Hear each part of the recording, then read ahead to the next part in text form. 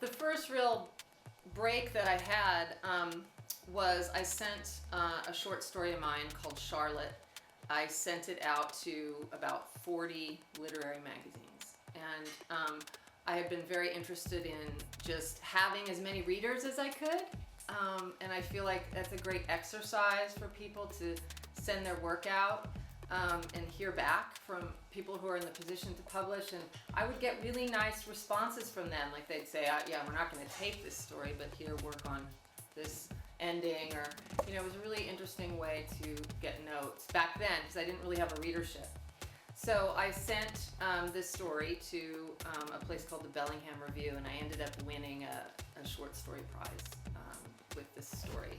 And that was really my first sort of, wow, I really love this, and then it was acknowledged in that way, and so I decided to commit to this form. It seemed very natural to me to write short stories. So that story was always the story that agents and editors and everybody would say, oh, that short story, you should write the novel of this, this should be a novel, and this short story should be a novel. And I was always like, oh, I just keep writing these short stories, and I really think that form is its own form. So I kept on doing it, and I knew it was a signature story, and I knew that it was going to be a central story to the book and a jumping off point. So I continued to write over the 2 years that I was in graduate school, and a couple of years after, until I had 13 stories. Most of them were published somewhere first, and I gathered them and ultimately sent them in. But the manuscript was not finished. I had probably 5 stories that were half written. And it never occurred to me that that's possible, to send in something that every P and Q is not dotted, and finished. But my agent said, go ahead, send it in, and I did, and they took it.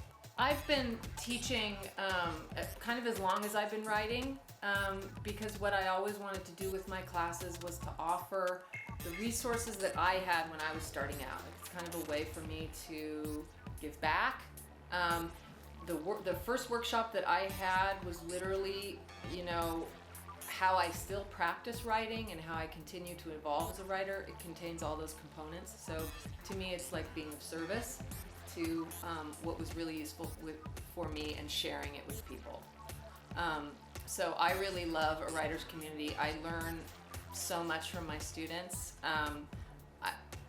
I see, for me, it's much easier to give other writers permission than it is to give myself permission. So it becomes like this, maybe a selfish act. No, I just get so much out of things and learning from writers. So that's basically what the exercise is. And I feel like we have this long-term commitment to our practice as writers. Like, that's what our lives are about, is nurturing that relationship. And it grows, it changes, it gets difficult, sometimes it's easier. But I find that writing communities are what keep writers going. I think that's how writing thrives. All the great eras of writing and schools of writing, all of those writers had a workshop of some kind. And so that's always what inspires me. I really like to look at writers' lives, the pieces of writing I most admire, and I look at what those writers did in their life, what was their practice of being alive, and what I can learn from that, and what I can offer in trying to create a community like that too.